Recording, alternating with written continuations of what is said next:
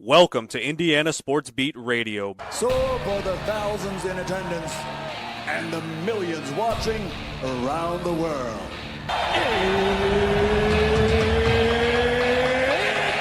Time! Three on the way. Oh! It went in! It went in! And Indiana wins the ball game! Know your role and shut your mouth, you jabroni! Float game for the win! Ale is gone. Goodbye. Touchdown, Indy. Woo! IU. America. They got a football team now. Pretty simple. I win. Google me. You know that I'm the cream of the crop. Now, here's Jim Coyle. Hello, everybody. Welcome back and aboard. Appreciate you being with us for another episode of Indiana Sports Beat Radio. Coming to you on this Tuesday, a big game week. National finals in football coming up, the college football playoffs. The Final Four, the semifinals taking place on Thursday and Friday. Looking forward to talking about that and plenty of others. Mike DeCourcy will join us today from the Sporting News. J.D. Campbell, former IU Sports Information Director, with us as he is each Tuesday for Campbell's Corner. Today in the corner, Kory Barnett. How about that? So, nice, plenty of good stuff to get to. Plus, we're going to hear from Isaiah Jones, Elijah Surratt, Roman Hemby, Zen Mikowski. Zen Mihowski, who is a transfer from Ohio State, it's his second Rose Bowl, I think, he said. You know, he won back-to-back Big Ten championships with two different teams. First player to ever do that. He could have the opportunity, if Indiana wins against Oregon, he could get the opportunity to win back-to-back national championships. It's crazy. For Floyd Central, my high school. Rock on, Highlanders. How about them apples? All right. As my daughter would say when she was a little girl, what apples, Daddy? And she meant it. How's everybody doing? Appreciate you being with us no matter where or how you're listening. Especially in B-Town. On the zone, baby. Appreciate everybody out there. Hope your day is going well. The weather's not terrible. I mean, here in central Indiana, it's in the 50s. So, and I checked the forecast for Atlanta for all the fans that are going down. Holy smokes. A lot better than it was in Southern California. It's going to be 70 degrees, I think, on Thursday and 72 on Friday. However, this game is indoors. It is going to rain on Friday, I believe. A good chance of rain on Fridays. So, but this game is going to be indoors. Doesn't matter.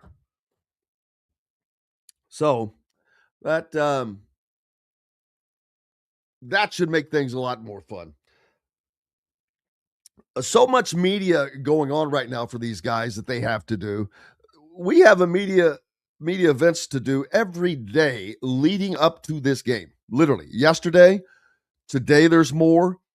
I leave for Atlanta tomorrow, immediately after the show. Tomorrow night, late in Atlanta, there's media availability at 9 p.m. when the team arrives.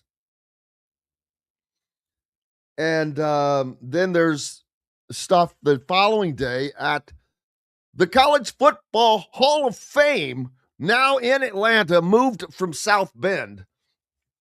So hopefully we'll be doing the show from the Hall of Fame on Thursday. That's the plan right now.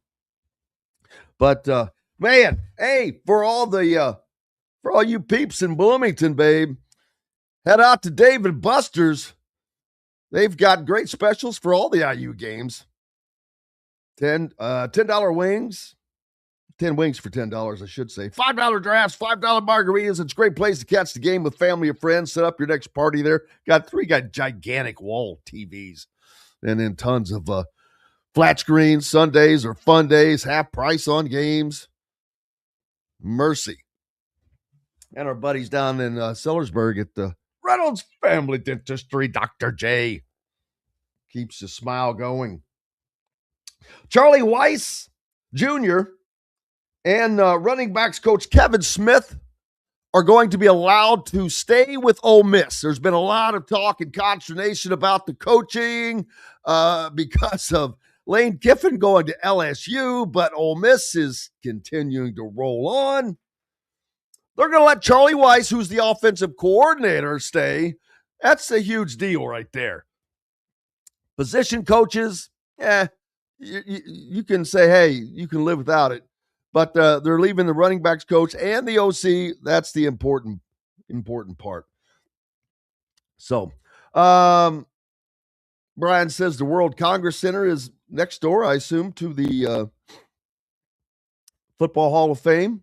Fan Fest at 2:30 and 6:30 at Building C next to the stadium. Let's see. Is that on? I assume that's on game day then. Joe says it seems like Lanning and Sig really like each other. Their press conferences were hysterical. I think that they're kind of similar in some ways in that they're both very, very good, but they're also very different. But I think that they have nothing but the ultimate respect for each other.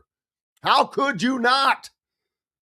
First of all, you don't have a choice but to respect what Curt Cignetti has done. I don't care who you are. You don't have a choice. It doesn't matter what you've done, who you are, where you've been, what you think you know. Doesn't matter. None of that matters. It's all out the window. You have to respect what Curt Cignetti is doing because he's done it. He doesn't have Cody Campbell writing checks for players. That's not what this is built on. And then now I'm seeing some people talking about, well, Indiana, because they've got all of these players. Have you noticed? If you're a subscriber to the Hoosier.com, and if you're not, you're missing out because that's where you're going to see everything. It's going crazy. The players Indiana is landing, the commitments they are getting. Big time. That's because they want to play for a winner, people. Yeah, everybody's going to get paid. They're going to get paid. They're going to get paid no matter where they go. But do you want to get paid and play, or do you want to get paid and win? And raise your game. Most of these people, these high-level players, they've got their sights set on other things, man. They've got their sights set on the league. How can I get to the league? Well, it looks like going to Indiana might be a good way to get there. That's what a lot of them are thinking. That's what they're seeing. And I think a lot of you are going to see a lot of draft picks this season. The development of these players and the winning that goes along with it. I saw Deion Sanders saying, let's face it, the only reason these players go to a different place is it's about money. It's about money. It's the only reason they leave is for money. I don't believe that. Josh Hoover is not coming to Indiana for money. You think Josh Hoover couldn't get money someplace else? Yes, he could. He could have got it at TCU. But I don't think that he thinks he could get the development, the personal development in his position at TCU that he can get at Indiana. And rightfully so. He just watched Curt Cignetti take Fernando Mendoza, and it's not like he was a lump of clay, but this guy's a former two-star. Had a great year, had a good year at Cal. He's a good quarterback, no doubt, but he became a great quarterback. He became the probable number one pick in the NFL draft. So that's what these guys see. That's what they're wanting to be a part of.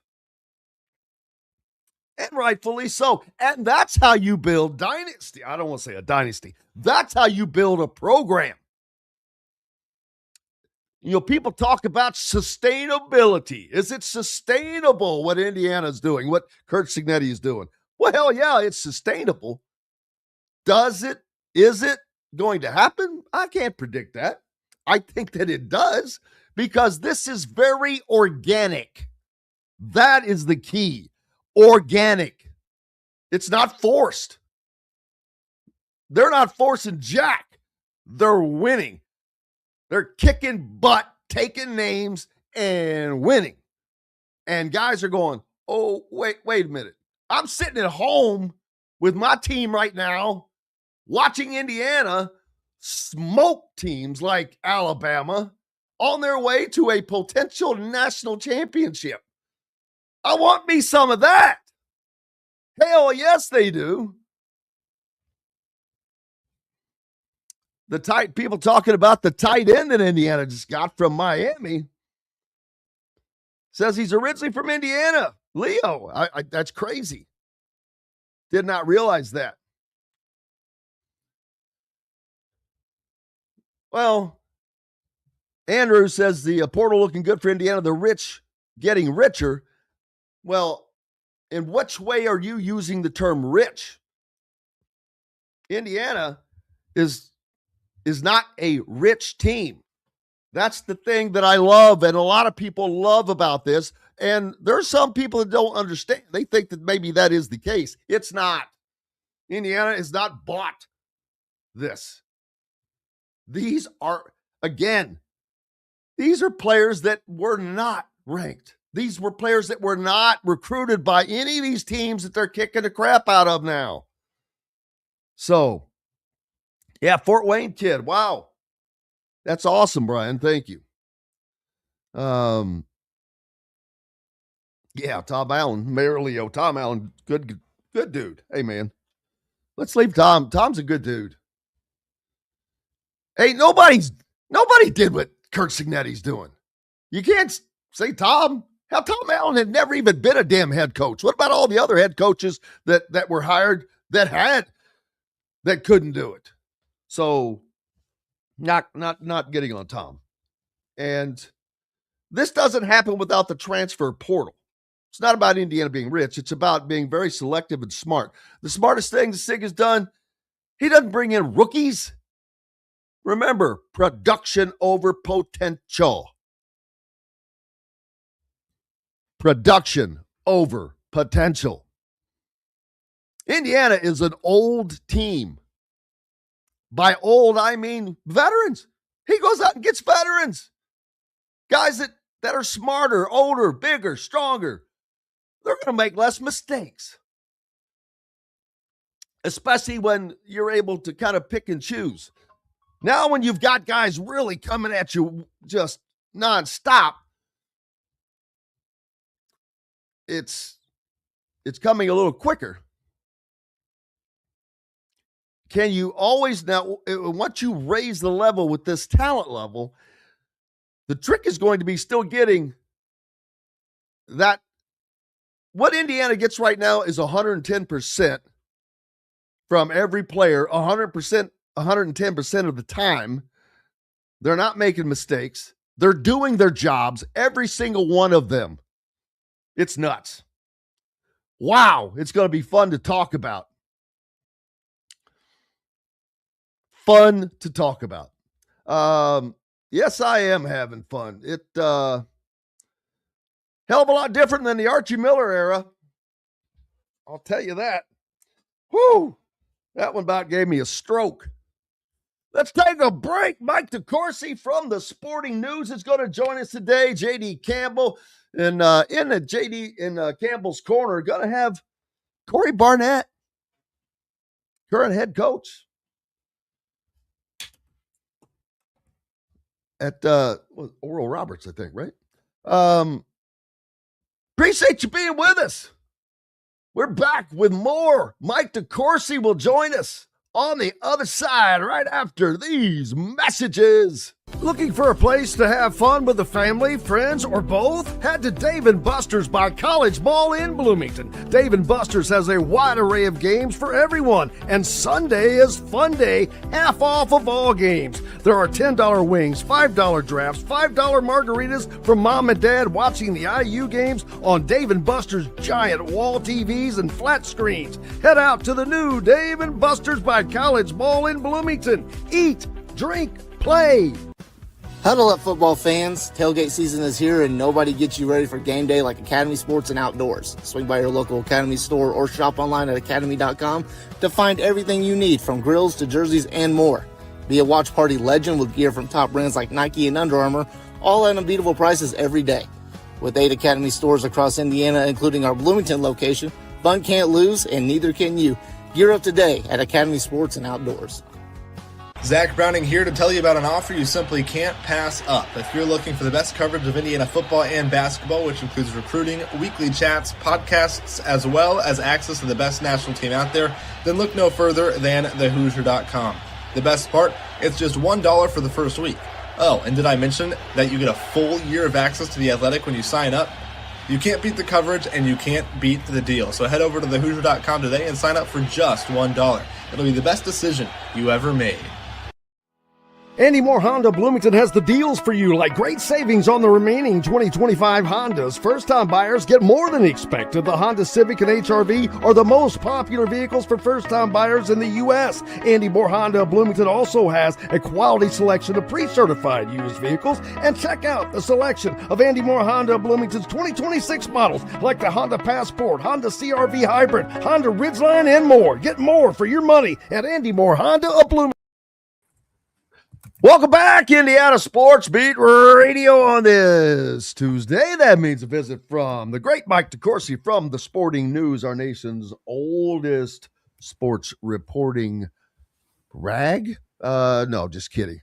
What was the old term back in the old days? I mean, before you, what did it, back in the they called it that. When they wore the little piece of white paper with the word press written on it in their fedora. That was the credential. That was it. That got you in everywhere, apparently.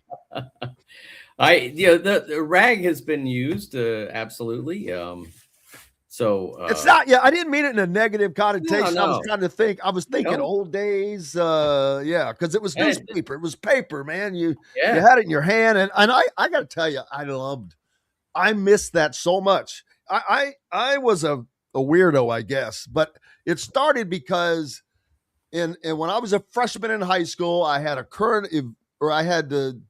was some general class, but every Friday we had a current events quiz. And I think most of the stuff came out of the newspaper. I was a newspaper reader, sports section, but I expanded it because of being competitive. I'm like, I want to win that damn thing. I don't care if they were playing checkers. I was going to try to win. So I'm reading the paper I read the paper every day, every week, and I would kick everybody's ass in that. It made the teacher mad because he wanted other people to come on. I'm like, nope, I know. It was just funny. But that was the start of my, I love to have a newspaper. I don't get to do it that often, but Right. And I'm not alone. I know a lot of people still, miss that and still do it some, but even like Sports Illustrated or Sporting News used to actually be a magazine, right? And they don't. Oh yeah. Well, we started as a newsprint publication way back 140 years ago. We will celebrate our 140th birthday in March. We started as a newsprint publication and were that from, I think, 1886 all the way up until about 1997 or so. And then we transitioned to more of a magazine format where the print stock went up, and the print stock improved over the next 15 years or so multiple times. But it's funny because back when we still had the magazine, but it wasn't what it was. It wasn't the same concept as it had been in the 90s and the 80s and the 70s when I was growing up. And so people would come up to me and say, "Oh, you work for the Sporting News, man. I miss the box scores. I miss the way it used to be." And I'm like, "What you're saying is you liked it better when I didn't work there." That was basically the message people would send. The box scores and all that stuff that faded away when USA Today started a publication where that was pretty much all there was. That was baseball box scores. There wasn't much. There was some copy in there, but not a ton. But the baseball box scores were all in there. And then the internet came along, and you could get stats easily at your fingertips, and so it wasn't necessary anymore. So we had to give you something different. And I thought for the time that it was still not financially punitive to do the magazine, which we ended, I think, in 2012. I thought we did a really good publication. I was really proud of it. I still have pretty much every issue I've ever appeared in stocked up in my basement. My wife is not happy about that. She would rather there be more room for Christmas decorations, but I'm not giving up on those newsprint and magazine type sporting news. Not while I'm around. That's like George Costanza's dad. He had every copy of TV Guide, baby. No kidding. No, I would do the same. It is portaling, baby. Everybody's going portaling now. And this year has quite a different feel for the Indiana Hoosiers as they are in the middle of preparing for yet another biggest game of their program. But at the same time, they got to deal with this while they're prepping. And it has to be a little difficult is not the word, but distracting, because the thing about what Indiana is doing is preparation. And to take away from that has got to be, you would think that it hurts it some, but it happens to Oregon as well. But boy, they are killing it in the portal. And it's not that they're having to go get them. They're not the ones out there throwing the line in the water. The fish are jumping into the damn boat. That's the magic of what Curt Cignetti has done for Indiana. It's been amazing to see.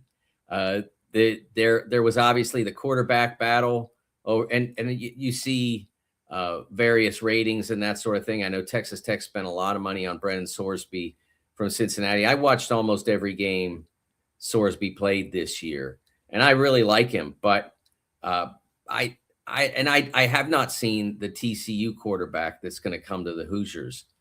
But if I am a quarterback, I want to play for the guy who just turned Mendoza into a Heisman winner.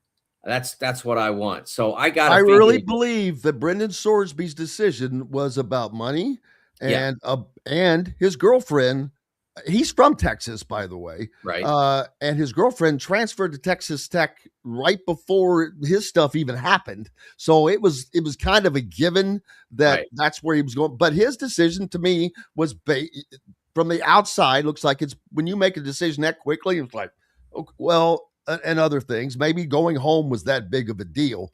But Josh Hoover, I think his decision was made on, I want to get better. I want to be the best I can be. And I think that this gives me that opportunity. Ironically, the two guys we're talking about right now, Sorsby is a former Indiana quarterback and Josh Hoover is a former Indiana commit. So that is kind of wild in that sense.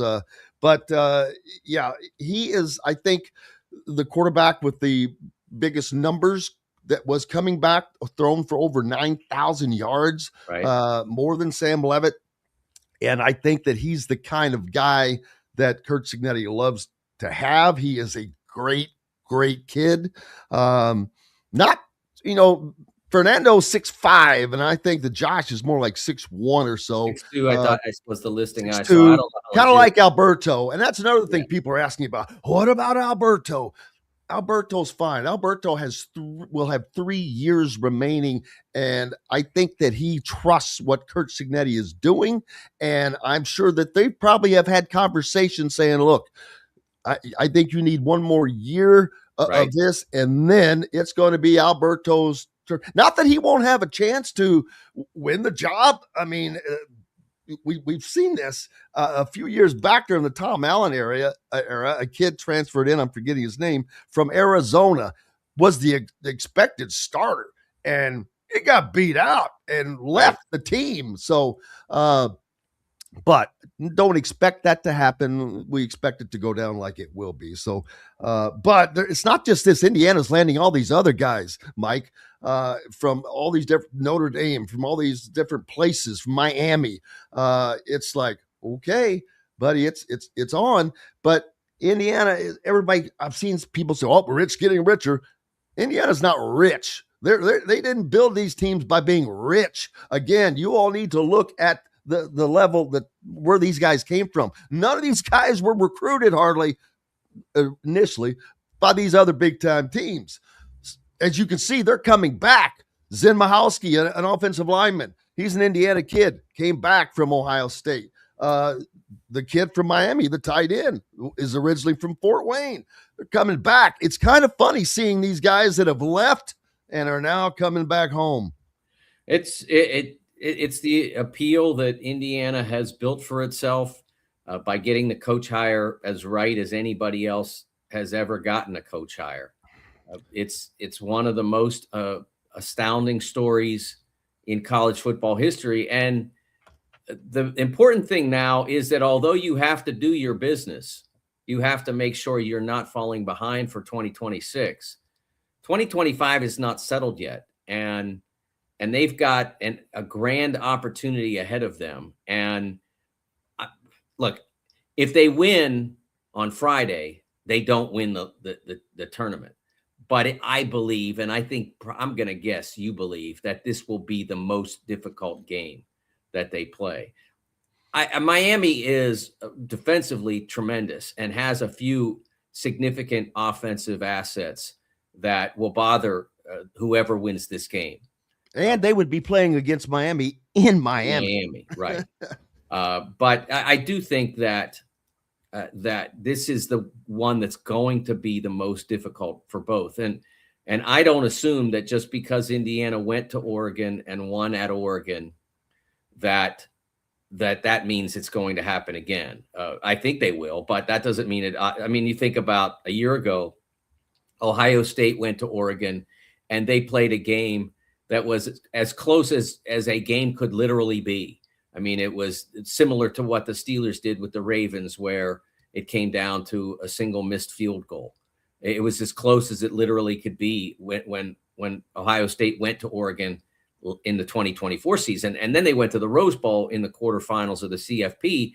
And it was as big a blowout as it can conceivably be between two teams with those kind of talent structures and records.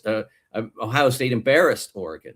So you have to go into this game knowing that you have to play extremely well.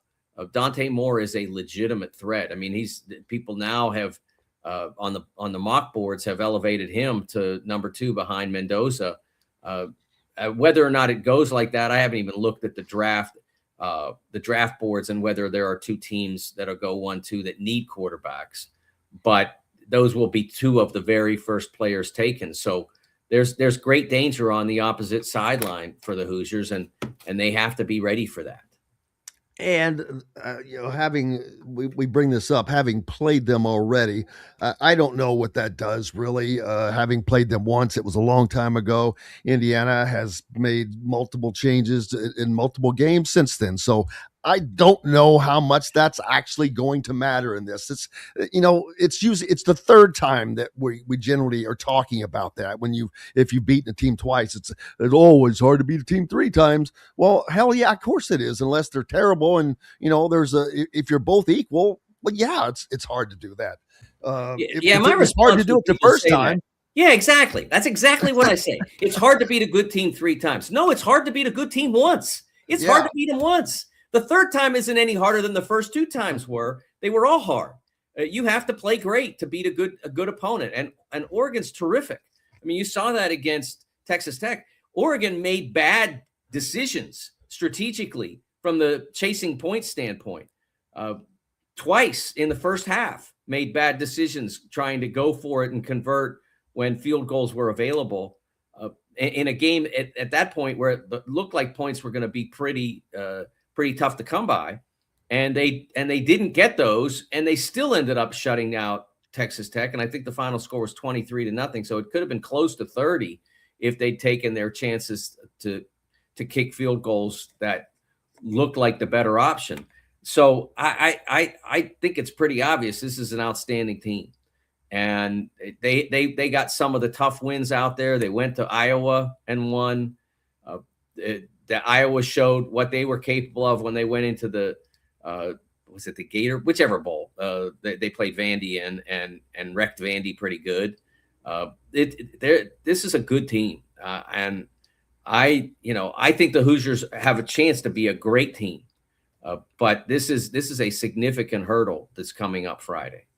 Oh, no question about that. I mean, it is going to be the toughest game, I think, tougher than playing Ohio State in the Big Ten Championship, obviously tougher than playing Alabama because they stayed in Tuscaloosa. I was shocked. I was on the field for that, and I just – they had zero answers, and I saw the shots, the TV of Kane Womack, and they just look like they're like, what the hell's going on? I don't think they were ready for the 110% impact of IU's line, of how hard those running backs run. When you watch Kalon Black and Roman Hemby run, they look like they're already in the NFL. These guys run so hard. It's amazing and fun to watch. But that was unbelievable. And SEC fans right now, I don't know that they even know what to do. They're sitting there just spinning because they can't believe what's happening. And even I put out a tweet the other day, the day after the game. I was in my hotel room, and there was an ESPN program on. Now I'm forgetting the guy that eviscerated both Paul Fonbaum and Cam Newton. They were it was Ryan Clark. It was Ryan Clark. So I happened to catch and video that little segment in which he absolutely eviscerated them. And it was perfect. And this is the guy that played in the SEC at LSU. So I'm like, wow. And the fact, the greatest part was, I'm like, nobody's going to mention the fact that Cam Newton's dad got $250K, that we're talking about this. This is what the SEC was built on. But that tweet is, last I saw, 1.9 million views. And I'm like, wow, what the hell? I think that everybody's kind of sick and tired of this SEC overkill. It's crap. All these teams that they were trying to sell that were so great, I've said Texas A&M was not. They should have never been number 3. They were not a top 10 team, in my opinion. I looked at their resume over and over. It was kind of like Notre Dame's. There's nothing special on it. Nothing. Well, they had the Notre Dame win. That was what it was. That was what they had. And then they played basically the bottom of the SEC the rest of the way. And one of the things that bothers me about the process or the conversation around the process is the push for analytics, the push for computer ratings, the idea that the committee is the problem with how teams are selected, and that's the issue. And the automatic bids have got to go. And what we saw is that the analytics that are out there, the metrics that are out there for football, which what I've argued for years is that, and especially recently as the CFP has grown, is that you can look at Ken Pom in basketball, you can look at the net, or you can go to the opposite side of the metrics where just you talk about the results metrics, no margin of victory, no efficiency, et cetera, like strength of record from ESPN or wins above bubble. You can look at those and they have some validity, Jim, because teams from the SEC play teams from the ACC, and teams from the ACC play teams from the Big 12, and teams from the Big 12 play teams from the Big 10, and on and on and on. There is a lot of intersection there. in the college football world as it exists right now, and next year will change a little bit, there is almost no intersection among the major conferences. How many games did the Big Ten and SEC play this year prior to the bowls? Like 3, maybe, if that. I mean, we had Ohio State, Texas, and not many others. And so you can't really know. So there's no numbers that are going to tell you the answer to that question, Jim. There just aren't. It's all based on it. Like you can use a formula, and it may tell you what the best betting option is. It may or may not. And if you want to use those formulas to take it to DraftKings or FanDuel or whatever, that's your money, your call. But you can't base a sport on that because there's just not enough validity. It's not that the formulas are bad. It's that the data is bad. So, and the data was what was spitting out the SEC this year. And once again, what we see is the SEC is undefeated in hypothetical games, but in games that are actually played out on the field, not very good against the Big Ten or anyone else. What the final bowl record was something like 2-7 against like they played each other a couple of times in college football playoff games like Alabama, Oklahoma, et cetera. 2-7 against non-SEC teams, and they were favored in 7 of the 9 games. It's crazy. So you can't base it. You cannot base it on strictly data, analytics, whatever you want to call it. There has to be a human element to this as it stands now. And I applaud the SEC and the ACC for introducing next year the component to their scheduling that you must play a Power 4 opponent. I wish the Big Ten would follow suit on that. I don't understand why they're not. Don't they have to? I think they'll lose bids, Jim. I do. I think that. I thought that they were. I'm like, I was shocked that they didn't already do this. I'm like, they've got to follow suit, man. Come on, because the SEC has met you, and you've been throwing all that shade at them. So now they've done it. So now you got to not only you got to shut up, you've got to follow suit. Yes, I really believe that they will lose bids if everyone else is doing it, and the Big 12 has already done this. So if the other leagues are doing this and you're not, your schedule is going to be weaker, and your schedule is going to be weaker is an excuse to let other teams in from whichever leagues. I don't understand why the Big Ten has not gone along with this. It obviously is too late for 2026. So they need to get it in place as soon as possible. I hate to see the idea that they will lose bids that they probably are worthy of, because we've seen that when they get into the playoff, they perform really well. They've won they won last year's in the first 12-team format, and they won Michigan before that, and so they're working on. They will definitely have a team in the final with a shot to make it 3 in a row. And then we talk about Notre Dame playing against a completely different set of rules, but we'll talk about that on the other side. We've got a break coming up. The great Mike DeCourcy from the Sporting News with me. Hope you're having a great day. Back with more right after these messages. The ISC Sports Network is your home for sports content across the Hoosier State. Find us live on TV and streaming or archived on our website and our app. The ISC is your one-stop shop for the content you want to see, including high school sports, college sports, and other great events throughout the year. Subscribe to our streaming service and get access to it all. ISC, local lives here. Looking for a place to have fun with the family, friends, or both? Head to Dave & Buster's by College Mall in Bloomington. Dave & Buster's has a wide array of games for everyone, and Sunday is Fun Day, half off of all games. There are $10 wings, $5 drafts, $5 margaritas for mom and dad watching the IU games on Dave & Buster's giant wall TVs and flat screens. Head out to the new Dave & Buster's by College Mall in Bloomington. Eat, drink, play. If you're looking for a new home in the Indianapolis area? You need Cheryl Sizemore from Brick and Ivy Realty. Cheryl Sizemore has over 2 decades of experience, and that could be the difference in getting the home you want in today's tough housing market. Reach out to Cheryl at CherylSizemoreSells@gmail.com or 317-701-0838. That's 317-701-0838. Let Cheryl Sizemore sell or find your...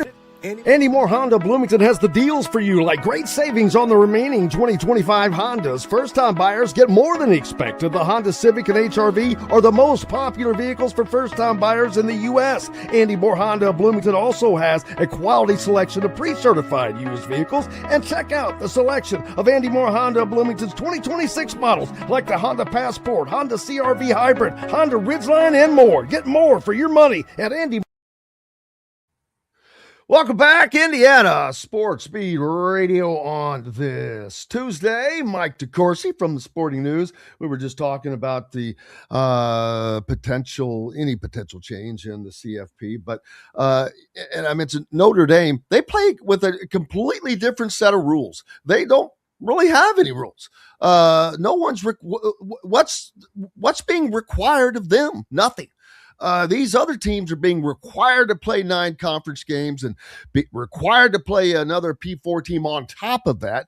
And Notre Dame gets to cherry pick a schedule that has, a couple of decent games on it, and that's it. And 2 years in a row, they have lost at home. One to a team that should have never lost to. Second one to a team that I still think was a middle-of-the-road team. But regardless of that, Texas A&M. Texas A&M. I thought that was a road game. I thought that was. It was at Notre Dame, and it made it tougher. It's a tougher win. Definitely not comparison to Northern Illinois. No, I'm not saying that at all. But it's just there's no requirements of them. Well, we know what a conference looks like when we can kind of look and compare that. There's none of that with Notre Dame. But they're playing all of these crap ACC teams, and you throw in Army and Navy. It's just there's no way to compare them with these conference teams, and that's their problem. Well, I think there is a way to compare them, and we did that this year. Well, not we, but the committee did that this year and judged them to be wanting, and did so correctly. They played 2 really difficult games and 1 okay game. The 2 difficult games were Miami and Texas A&M, both playoff teams. This third game was a home game against a team that I think finished 4th or 5th in the Big Ten in USC. Was not a great opponent, but was not a bad opponent. And then the rest of their opponents were mediocre to terrible, and a lot of terrible. I mean, there was a ton of terrible in there. There was Boston College and Arkansas. So many bad teams, and they wanted rewarded because they beat those bad teams by a lot of points. Who cares, Jim? Yeah. I don't care how many points you beat a bad team by. That doesn't make you a good team, or maybe it makes you a good team, but it doesn't make you a great team. It was such nonsense to hear so many complaints about Notre Dame getting left off for going out and beating a terrible schedule by a lot of points. That just doesn't matter. Especially when you have played quality opponents, Miami and Texas A&M, and lost both times. I don't know why you're supposed to get a pass for that. Look, the biggest mystery to me in college football is why Notre Dame wants to be independent so badly. It doesn't make any sense to me. Their players they're shorted the opportunity. They're not granted the opportunity to do what so many other players in college football, what nearly all college football players can do, and that's celebrate a conference championship. There is something to be said for that. What Indiana was able to do on the floor of Lucas Oil Stadium in early December, and that celebration meant something. They had achieved something, and the same for Georgia at the Mercedes-Benz Stadium, Atlanta, and et cetera, Texas Tech. They all achieved something important. What does Notre Dame do when they go 11-1 or 11-2, 10-2. They complain. That's what they do. You left us out of the tournament. They could have been in there as automatically as conference champions. They had shorted themselves the opportunity by 50% of avenues to the playoff. Everybody else has 2. You win your conference championship, you're an automatic. If you don't, you have the opportunity at the at-large. All Notre Dame has is the opportunity as the at-large. And I understand now that next year they're going to have that more or less codified, that if they do X, they'll be in. But that still isn't the same thing as winning a conference championship. And I don't know, why are they giving in to Notre Dame? I know that why they're doing that, I don't know. I find that to be honestly offensive.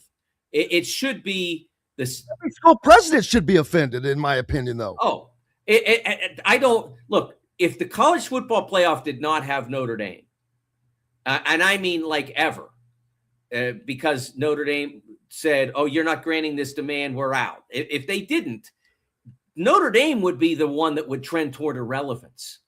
They're the ones that would eventually shrink if they couldn't play for the national championship. They may not disappear, but they would shrink. And we have seen national powers shrink before. It's not like it's unprecedented. Florida in the 90s and 2000s was a force in college football with Spurrier and then the Meyer regime. They were an absolute force.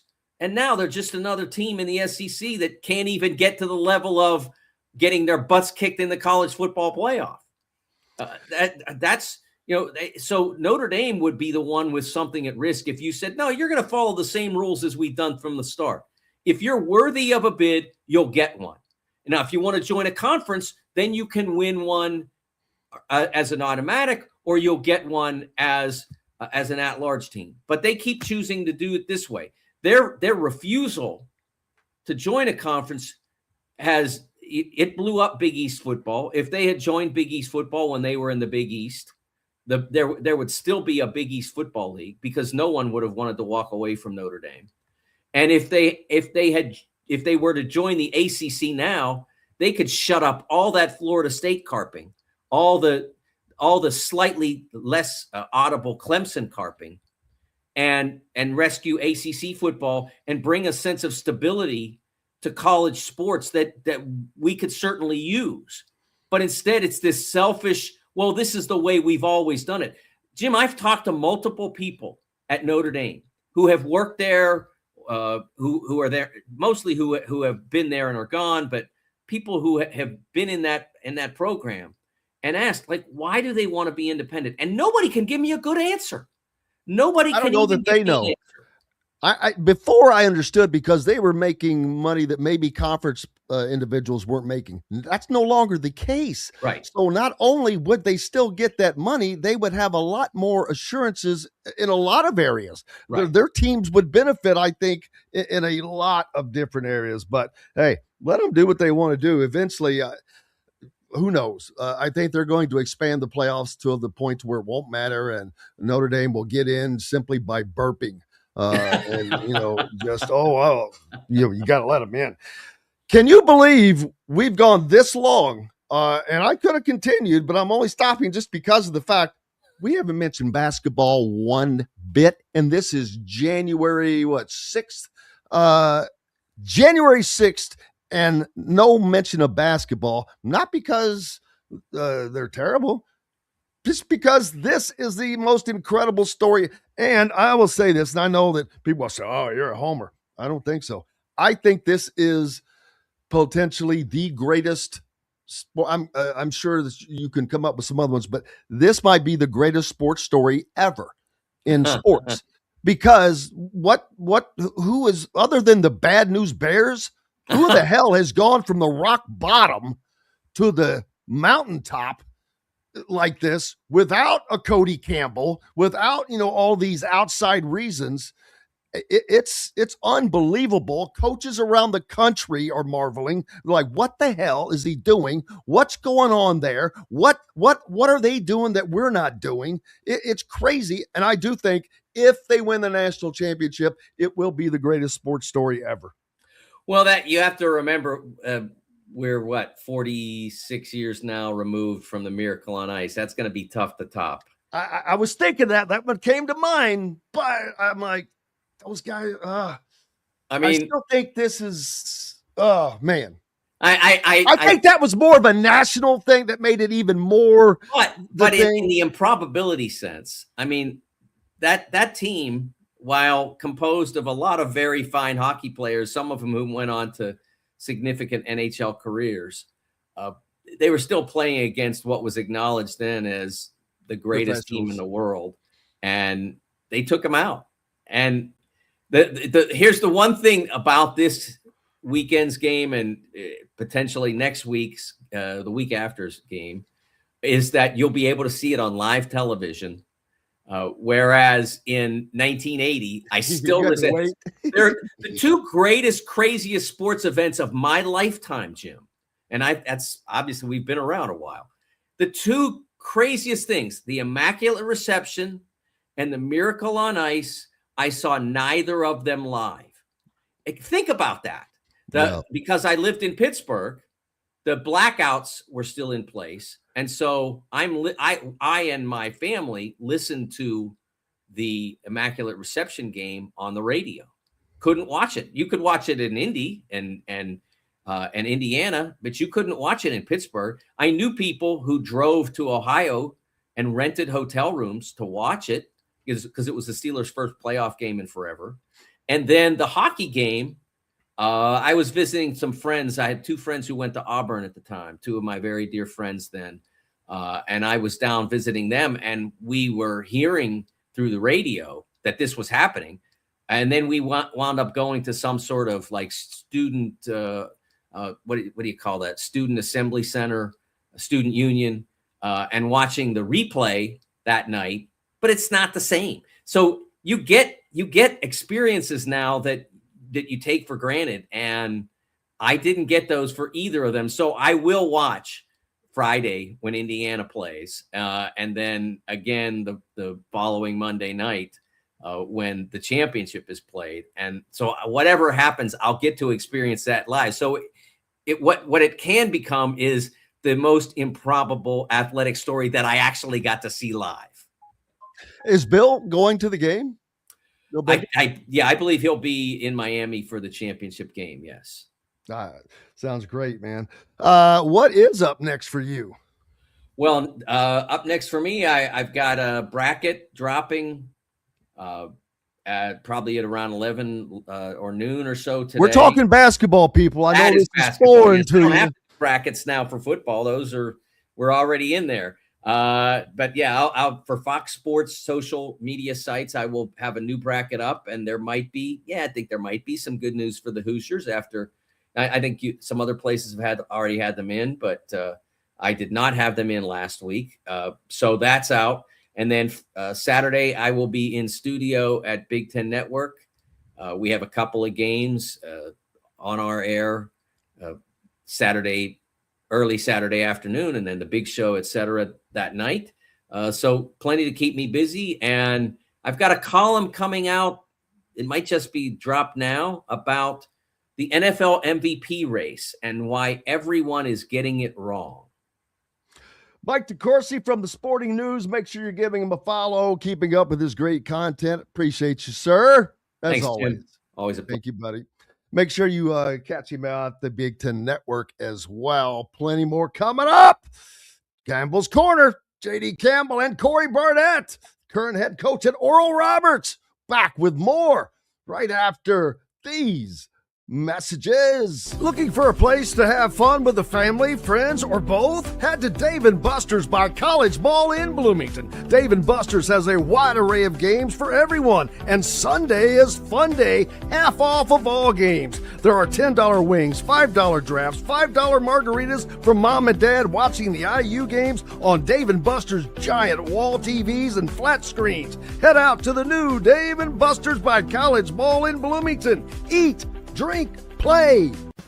Huddle up, football fans. Tailgate season is here, and nobody gets you ready for game day like Academy Sports and Outdoors. Swing by your local Academy store or shop online at academy.com to find everything you need, from grills to jerseys and more.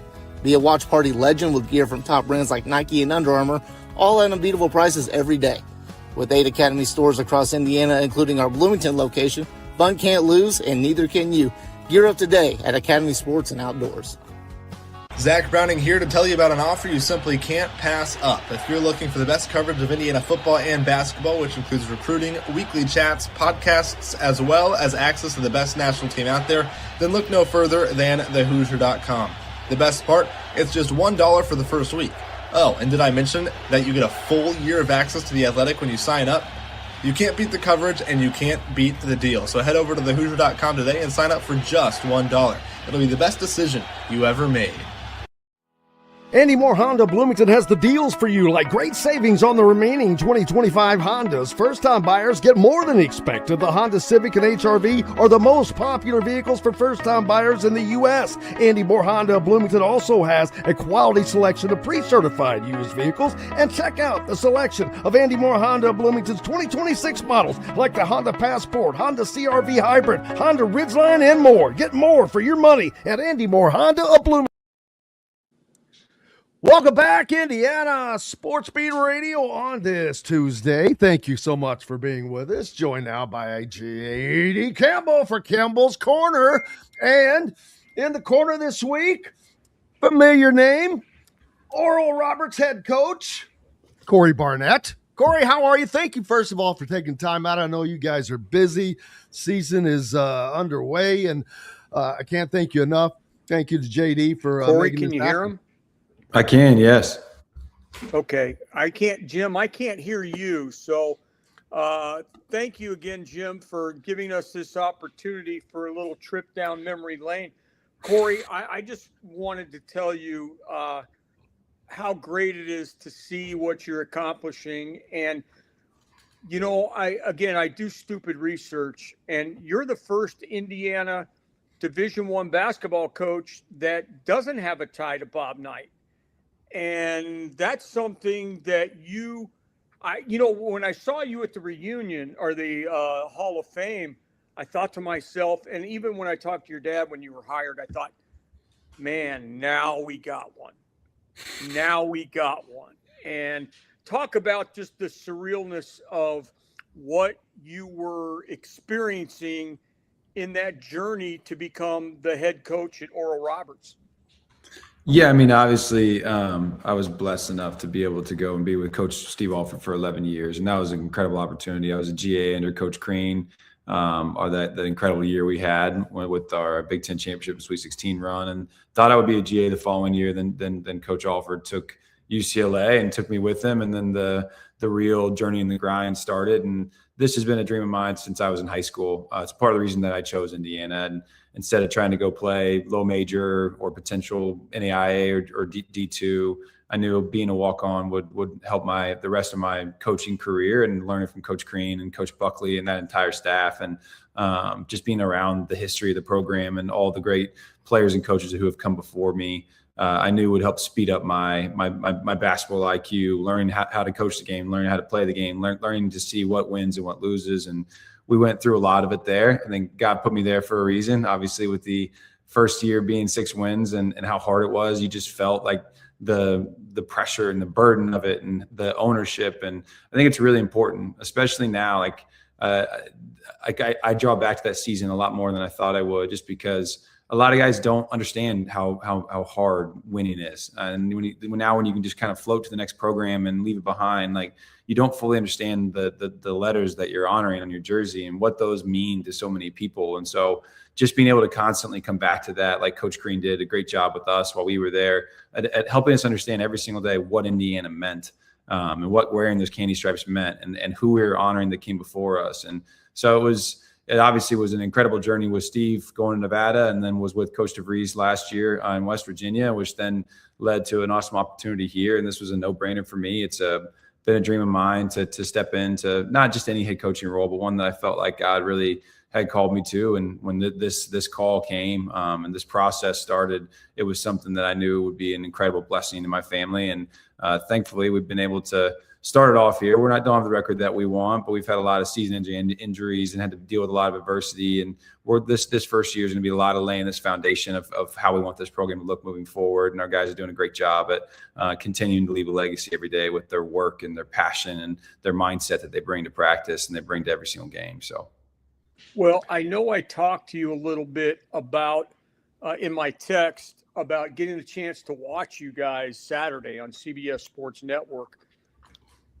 And I know that every conference is tough, and especially when you do two game road swings. Yeah. And I thought the way your kids fought, especially I saw the first overtime and the second overtime, your team they left it all out on the floor. The offensive rebound, I think you had 2 or 3 shots when you were behind by 2, and you got the offensive rebound and the layup. And that to me epitomized what I thought the kind of player that you were, because my job was to know you, and then I went back last night and read some things. You were part of the Indiana Elite program, I think, since the time you were in 6th grade, and one of your best friends was Danny Moore, who you ended up playing with. It said you guys had been playing since the 6th grade. And on those teams, you had Tyler Zeller, Matt Roth, Emmanuel Negadu. You had a lot of great guys that you got to play with. So your chops, who was coaching those teams when you were with Indiana Elite? I had a couple different coaches coming up. Mark Adams, Drew's dad, was one of them. Chris Byers, but Mike Fox was mainly my coach throughout. Mike did a great job at pulling a lot of that team together, and obviously it was a really special group. And I know you left out Lewis Jackson, which I get it. He's a Purdue guy. We had I get it too. But it was a really, really good team. I mean, it was probably the best, most talented team I've ever been a part of, even with those Indiana, just because we had 8 guys. There's 3 guys come off the bench who were going to go to the Big Ten. Walter Offit ended up going to Ohio State. Like it was loaded. So it was, every single game was fun. And I still keep in really close touch with those guys. And funny enough, a lot of those guys, like you named, have been getting into coaching, whether it be Matt Roth in high school or Walter Offit got into college. Yes. Yeah. A lot of them have transitioned. And I think we all just kind of understand when you go through this, you just realize how much the game gives you. And how much you learn from your coaches and what that leaves in you and how it helps you become the man that you want to be. And it just leaves a longing in you to want to try and get back as much as possible. And those Indiana Elite teams in that program meant a lot to me and still does. It's something that I try and get under the Adidas circuit as much as possible. I'm a little bit biased, but it's one that we follow very, very closely. Kory, we talk about recruiting still an important part, even though we live in a completely different era of college athletics now with the transfer portal and all that. But how important are these grassroots programs still, like the ones that you talked about, that are very prolific here in Indiana and produce a lot of talent? Yes. No, I mean, they're massive in my opinion. And being with the right programs, I think speeds up a lot of guys. We pay a lot of attention, especially to high school and AAU, of who you play with. And if you play with certain programs that just do it the right way, that teach you how to play basketball, that teach you reads, teach you fundamentals defensively, it just helps speed up the process because you don't have a lot of time. And if you bring in a freshman, we had a recruit here yesterday, and I was telling him, I said, I'm recruiting you for a reason. I feel like you can play in on day one. You have an opportunity to play on day one. If I didn't, then you probably come here for a year, you sit, you get better, then you transfer. So who your coach is now in AAU and in high school, that means a lot to us because they're teaching the things that are going to impact our program next year. And so we make sure we do a really good job of recruiting the family and recruiting all the coaches that are around these individuals to help try and speed up those processes as much as possible. And again, I'm very, very biased, but there's very few that do it better than Indiana Elite in the state of Indiana as a whole. We have multiple guys on our roster, from Lane Sparks, who unfortunately had the ACL injury, But Alex Kudo, who's redshirting for us, will be a great program player for us moving forward, who's a Carmel High School point guard. But I'm going to recruit the crud out of Indiana just because guys come from there, have a different edge to them. They have a different toughness to them. And they've been coached at a high level and gone against coaches that are at a high level. So they've had to think the game, and it speeds the process up to where they're a lot more ready to play, and they make winning plays a lot more consistently than others. Former Indiana player and current Oral Roberts head coach, actually former assistant to Steve Alford, former assistant to Darren Vries. JD, you mentioned not a connection to Bob Knight. Damn, he's got every other connection to Indiana besides that one. That's the only one he doesn't have. JD Campbell with us as well. JD leading the way here in Campbell's Corner, baby. Go ahead, JD. Take over the corner. Oh, he can't hear me. That's right. Yeah. Poking each other. Yeah. Kory, a lot of people may not know about the history and tradition of the great Oral Roberts program. I started following basketball when I was 8 or 9, 1972, 1973.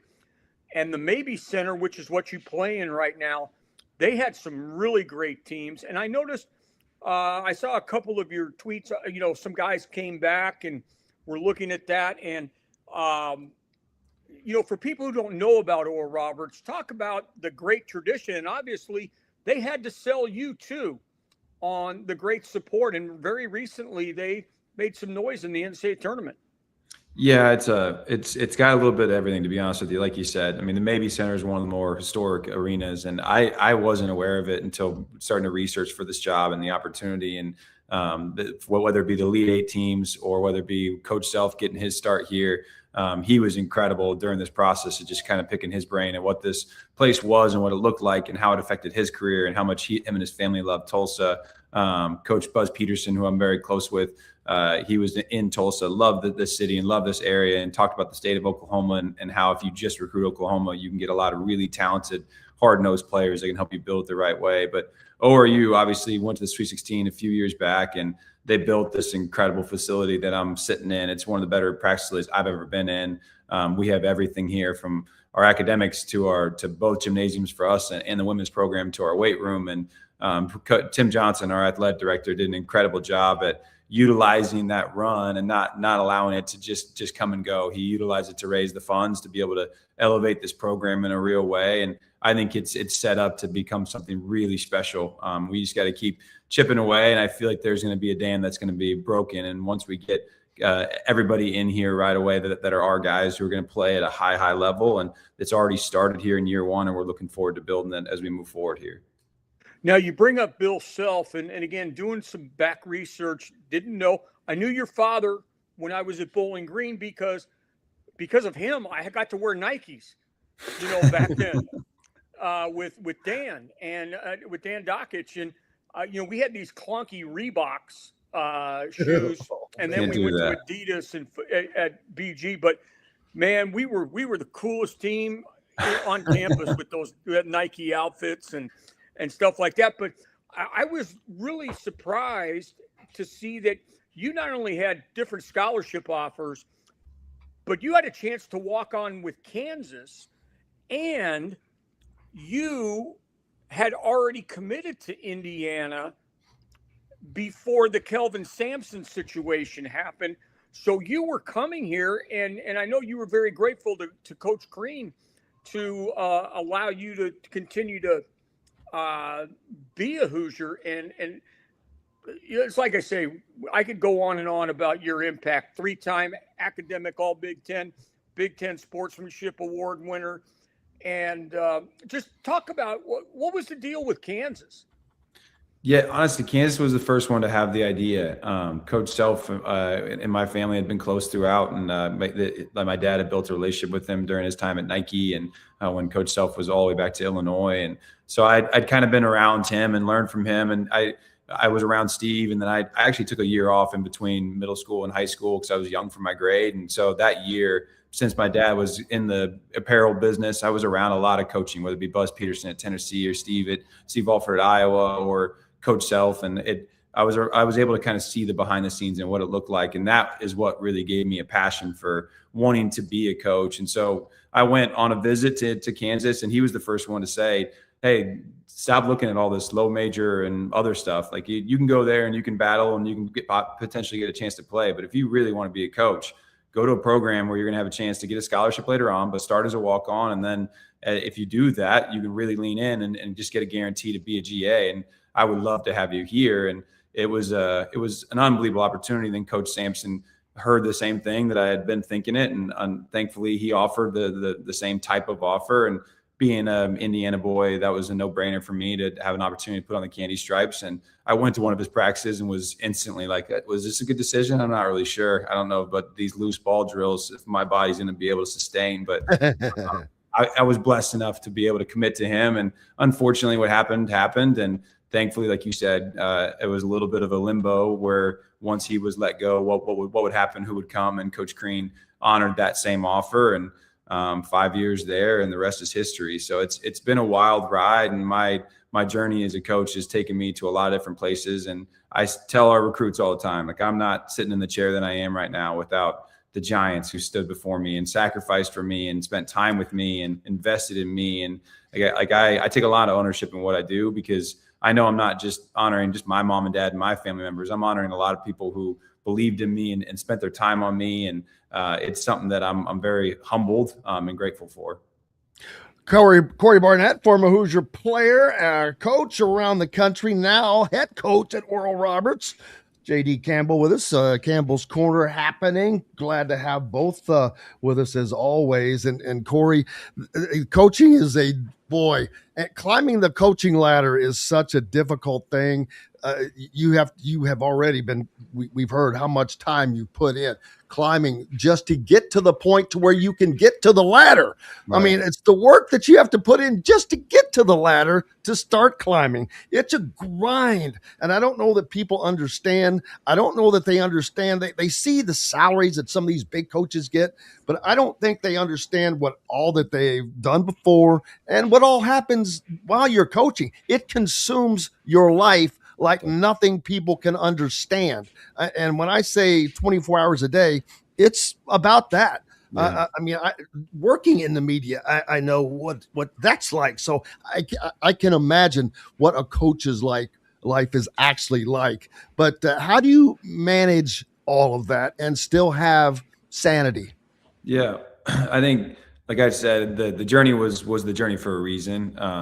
And I was really intentional about preparing for this. And what we talk about all the time as a staff is creating margin. So just being really disciplined, being able to go to Steve Alford, who he learned a lot from Bob Knight, but more than anything else, the one thing he learned was just the organizational piece. And it is very militant in terms of his day and how he's organized and how he organizes his staff. And I learned a ton from that, because if you're not an organized individual, you lose all margin. You're stressed. Is there things falling through the cracks?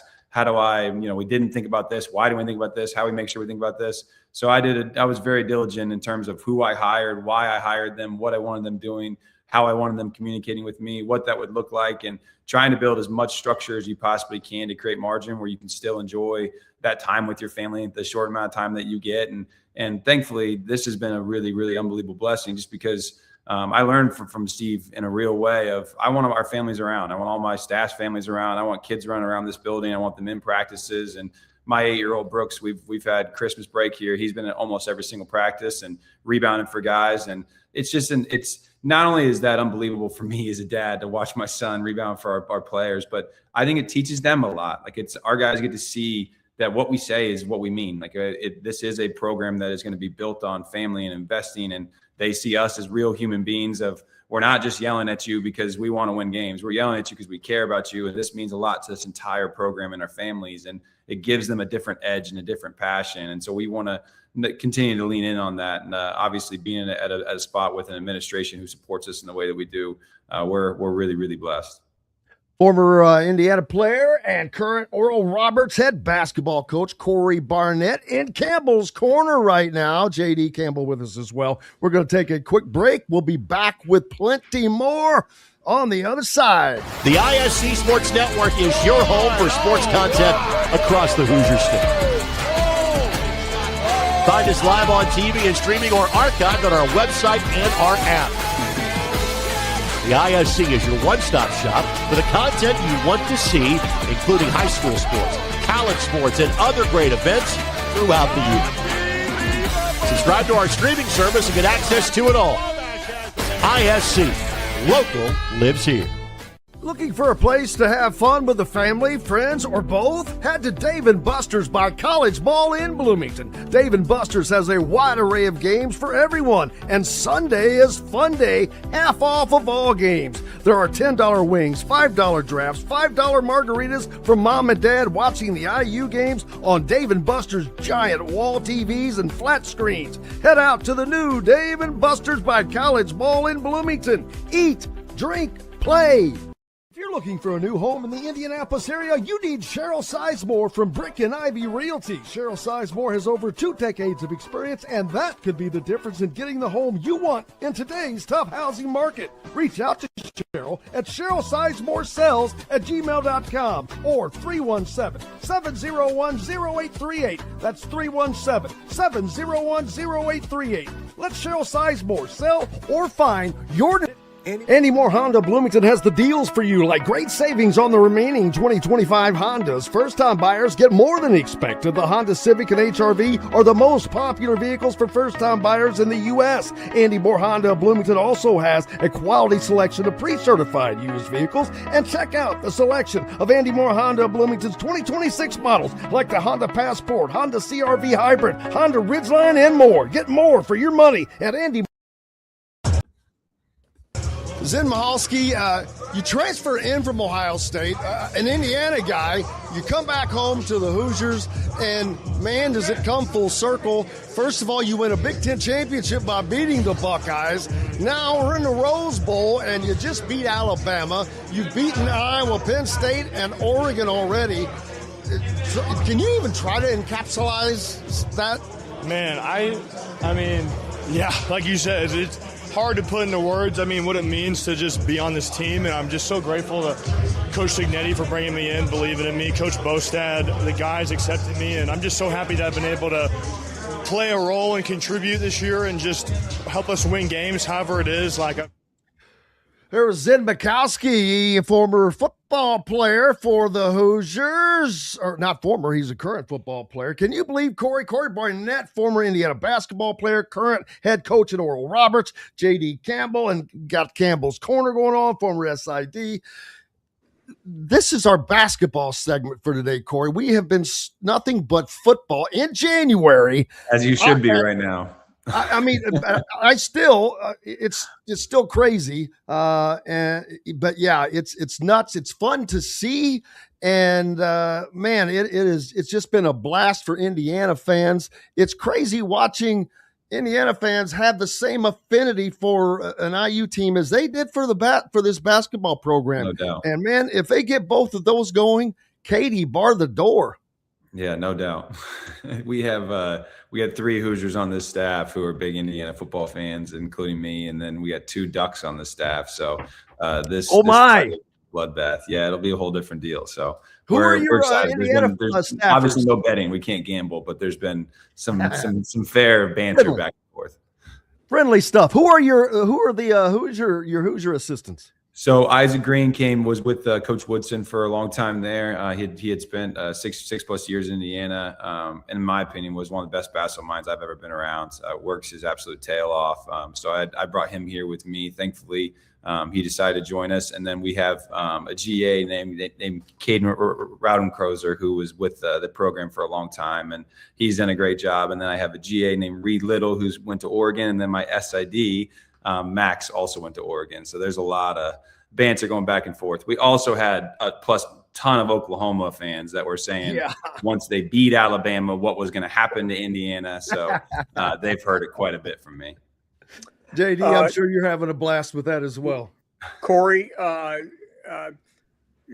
you also have the other Corey Alford. Yep. With you. And so you're you got it going. So I don't know what your schedule. I know you play Saturday. We do. So I'm sure after, maybe a walkthrough or something Friday night, they've canceled basketball games in the state of Indiana. Have they seriously? On Friday. So they have rescheduled them. Yes. Well, yeah. I mean, it's surreal. Because that's incredible. I'm coaching at Bloomington North now, and our practice workout on Monday night's canceled because they rescheduled the North-South game.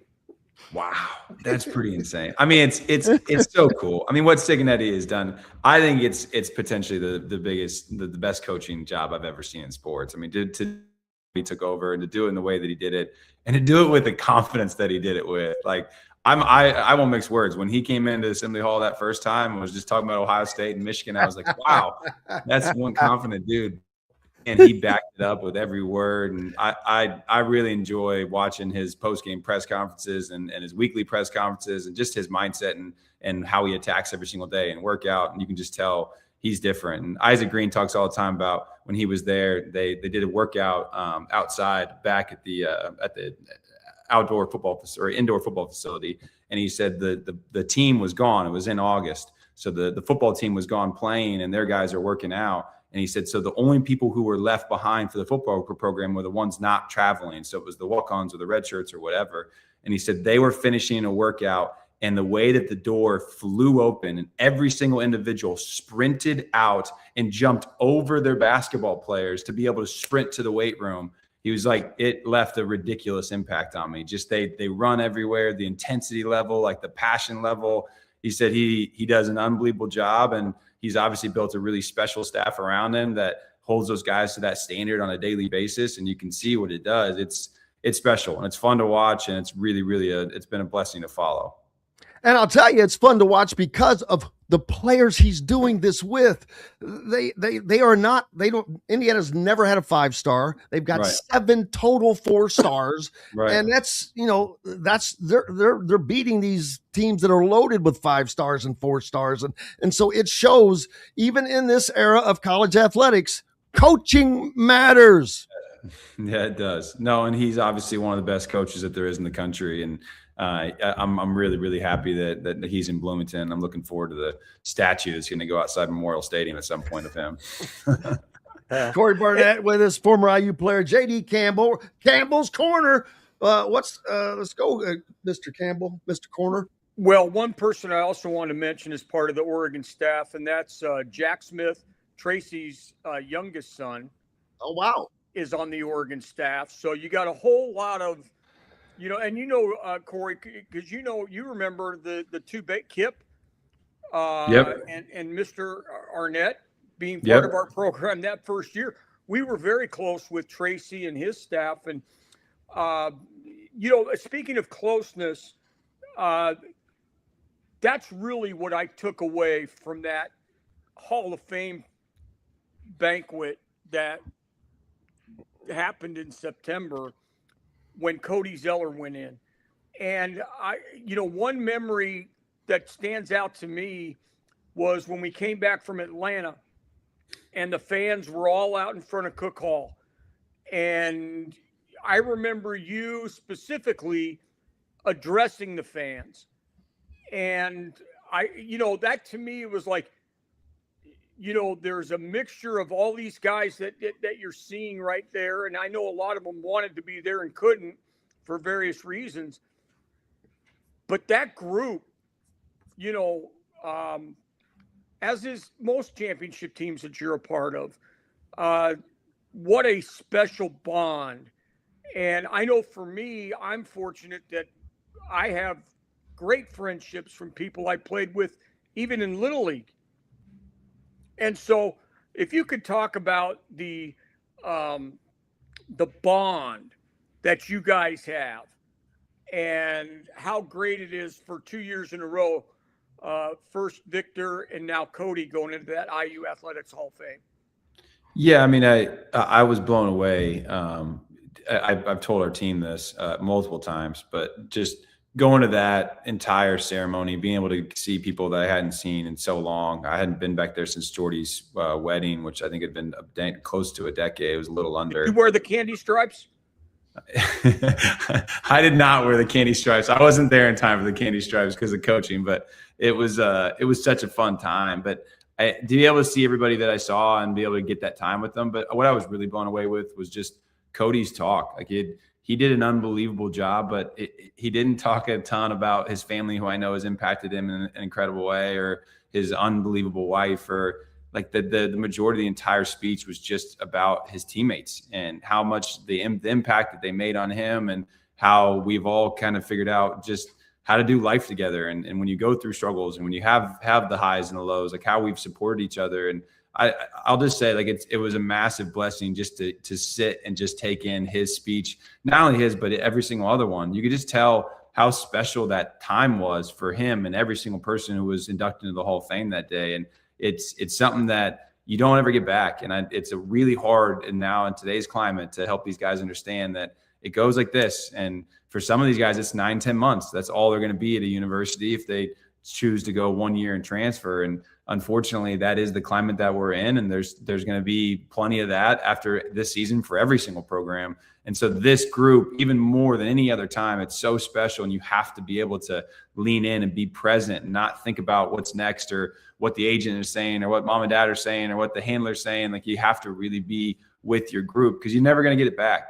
And I cherish those times. And those are some of my brothers. I have probably 4 different threads with 4 different seasons of teammates, and different, guys who I was closer with, guys who are like our full team threads, guys who we literally have our entire practice squad who it was against that our senior year team. We have our own thread, and we'll randomly text what others are doing. Congratulations on babies, weddings. But most of it's just having fun with each other and talking about Indiana football, and just being able to stay connected and be doing life together. And so it was a really cool blessing to be able to get back there and see those guys. And it's something that I really cherish. It was one of my favorite parts of 2025.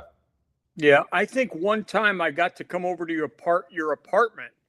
I don't know what for. It's probably some interview that we had to set up. But who were your roommates in that said apartment that I could, because that senior class of 2012, I mean, went through a lot. You want to talk about adversity, you guys should be able to handle just about anything that's thrown at you after dealing with the 3 years of building the program back. And when is it going to happen? When is it going to this? When is it going to be that? Talk about, I'm thinking, were your roommates Verdell and Derek Elston? No, so actually my roommates were Verdell and a kid named Ben Higgins, who was just a random student who I'd known from high school, who ended up becoming the Bachelor, and has now made a whole claim to fame on being the Bachelor, who's still one of my best friends. But we roomed right next to Derek and Victor, and of the year before, Jeremiah Rivers was my roommate. So we all were very intentional about constantly being in the same type of apartment complexes, because part of it is, like, you guys have mentioned it, but it's a grind, like going through the practices you have to go through, and the work, and what you do to your body, and what you put in your body food wise to try and get back to where you can put in the work 4 hours a day. It's tough, and not a lot of people understand it. So the more we could be around each other and support each other through that, we were very intentional about that. And Coach Green was very intentional about that. He knew who your roommates were. He wanted to make sure that you guys were connecting in the right way. And he did a really good job of making sure that we really leaned into those relationships in a real way. So it's safe. So are you telling me you never went out to eat with me? No. Cody did, and Jordy.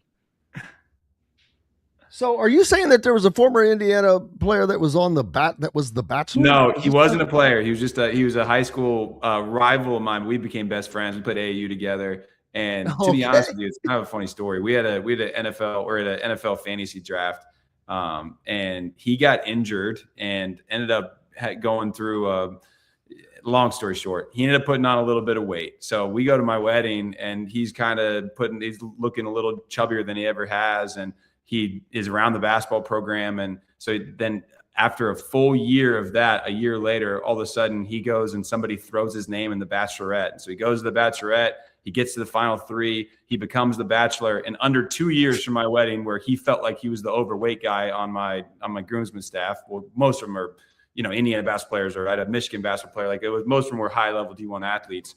And he is on a 20-story building in Times Square in New York as the Bachelor, and becomes one of the most famous bachelors ever. He was the 20th Bachelor and continues to have a podcast to this day and has built a whole life around it, and is an unbelievable human being who's given back in a ton of different ways. But he's a diehard Indiana basketball his whole life. And thankfully, Coach Green, I think it was one of the only times he ever let a player room with a non-athlete, because he knew Ben was around our program, and he knew what kind of person he was. So it was a blessing to be able to room with him my senior year. Crazy. Yeah. And I also want to ask you, I know for me, which game that I thought we had turned the corner, but I'm interested in your thoughts of at what time did you think that we could do something really special that year in 11-12? Because there was a lot of doubts, Yeah. And there should have been, because we year 3, we thought we had the group to be able to go compete, and we just didn't. We never turned the corner, and as a group, we were disappointed in that we couldn't figure it out that season to have the breakthrough. But like it's in testament to Coach Crane, like he kept us. Obviously we bring in Cody and we bring in Yogi, and we have great groups who end up coming in. But he still believed in that group as my junior year, and then my senior year, he stayed on it, and we really felt like it was coming. And then at NC State in the ACC Challenge, we knew how good they were, and I just thought going in, they had an Indiana guy in Scott Wood, and you felt like, okay, this is a game that's a huge pivot point for us, and if we can find a way to win this game, it's something that we can kind of hang our hat on, and we can kind of always go back to of that's who we are, that's where we are. And that's where I personally felt the breakthrough. When winning that game, I felt like kind of the floodgates opened, and we had a different level of confidence and swagger to us. And now when games start to be 1-2 possessions, we've done this before. We've broken through on this. We're not that old team that we were last year. And obviously having Cody Zeller helped a lot, because he was one of the more special players that I've ever been around. Yeah, I thought it was the Evansville game. Got it. Because Evansville was coming off. We were supposed to open up the Ford Center.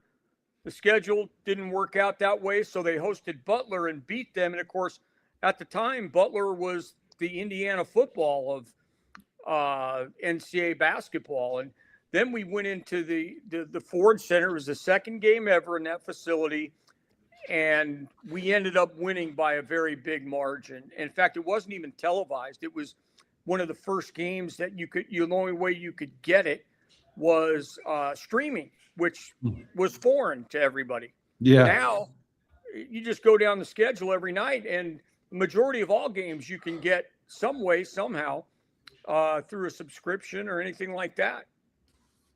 Yeah, no doubt. I remember that game. It was definitely a pivotal game, because it was one of our first road games that season. But I will lean back, like that group, to go through what we went through our junior year, and that was where we felt the burden more than any other year, just because freshman and sophomore year obviously had a whole new group, and we're trying to build it the right way, and we're having these long practices. We know what the future's coming. That junior year group, we really felt like we were going to have that breakthrough, and we didn't, but we continued to lean in. And obviously that senior year, we came together in a real way. We had an unbelievable start to the season, and to go win multiple road games and beat Butler when that was kind of a huge pivot point for us. And then obviously the Kentucky and the Watt shot that everybody knows and talks about. But there was a lot before that laid the foundation to put us in a position to where we would have the confidence going up against a team that was number 1 in the country and had the players that they had, to be able to go in and win that game. The foundation was laid prior. Yeah, no question. Jim? Yeah, Kory. So now you when you become a head coach, you've been the assistant and you've seen the pressures of a head coach, but now it all falls on the head coach's shoulders. What's the difference for you now on a daily basis of how you have to attack your job? Yeah, I mean, I've always taken a ton of pride in you affect every environment that you step in, but now every action, every word, all body language, your energy level, all that affects the entire program. And so yeah, it starts from the top of coming every single day. And I'm blessed enough to where God put me in a university that I love. And then, like you guys have already mentioned, but I have an unbelievable staff around me. And I adore my family more than most. And I love both my two sons, Brooks and Blake, and my wife, Sarah. But I also love coming to work. I love being with these guys. I love building it in this way. And even whatever you go through, like I really learned along the way, you don't want to, you're going to win or lose. You're going to lose games. And you want to be around people that you're okay losing with, because you still love diving into it and figuring it out. And how do we turn the corner, and how do we have that breakthrough? And this group is special. Not only the 14 guys we got on this roster, but this staff I put together. They come to work every single day. They have a serious edge to them. They're trying to find any way that we can have 1% better. And I'm very, very thankful that I was able to put together such an amazing staff in such a short amount of time. And I'm very, very confident in what we're going to be able to. Well, I know that they're fortunate to have you with the experience you have, with the drive and the desire you have. So and the person, most importantly. And I think that I've learned from Coach Cignetti, and you mentioned their staff, how important and critical the entire staff is. I mean, that's what there's a lot of their success is coming from. And you're obviously heading down that same path. I cannot thank JD enough for setting up, have you join us. Because again, I know during the season, man, this stuff doesn't happen. Thank you so much. What a pleasure to get to see you for the first time and meet you. Hopefully we get to do this again. We'll keep up. And I hope everybody becomes an Oral Roberts fan. There you go. Support Kory along the way, baby. Yes, let's do it. And thank you, JD. You meant the world to me. I appreciate you both. Yeah, Kory, thank you. And of course, you know now that I spent a lot of time up in your old neck of the woods with my two grandchildren being in Granger. And every time I go through Rochester, I stop and you know, put something on your statue. Thank you. Statue, get out of here. Go to Streamliner and get a breaded tenderloin, because I miss him. Okay. Well, listen, tell your father, mother, everyone that I said hello, and I appreciate the friendship that we've had for more than 25 years. Yeah.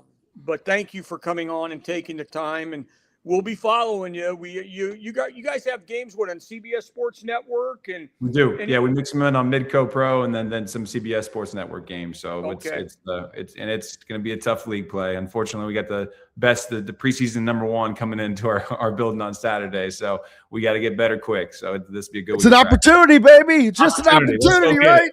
Like Cignetti said, it's not about them. We're facing ourselves every single day. Cory Barnett, the former Hoosier baller, now the head man at Oral Roberts, in Campbell's Corner today with JD. Appreciate you. We've got more coming up. I think JD will stick around.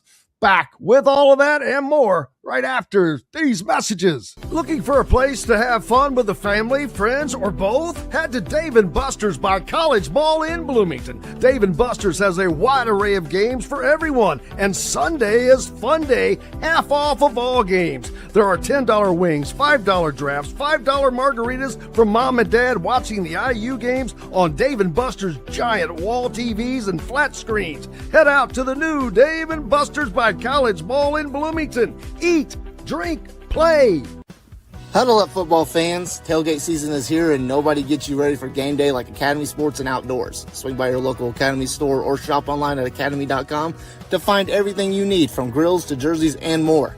Be a watch party legend with gear from top brands like Nike and Under Armour, all at unbeatable prices every day. With 8 Academy stores across Indiana, including our Bloomington location, fun can't lose, and neither can you. Gear up today at Academy Sports and Outdoors.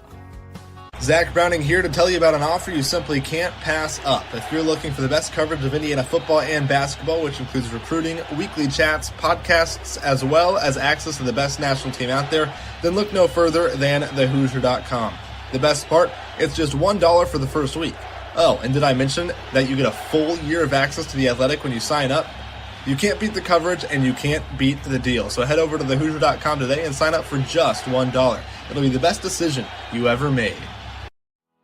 Andy Moore Honda Bloomington has the deals for you, like great savings on the remaining 2025 Hondas. First-time buyers get more than expected. The Honda Civic and HR-V are the most popular vehicles for first-time buyers in the U.S. Andy Moore Honda Bloomington also has a quality selection of pre-certified used vehicles. And check out the selection of Andy Moore Honda Bloomington's 2026 models, like the Honda Passport, Honda CR-V Hybrid, Honda Ridgeline, and more. Get more for your money at Andy Moore Honda of Bloomington.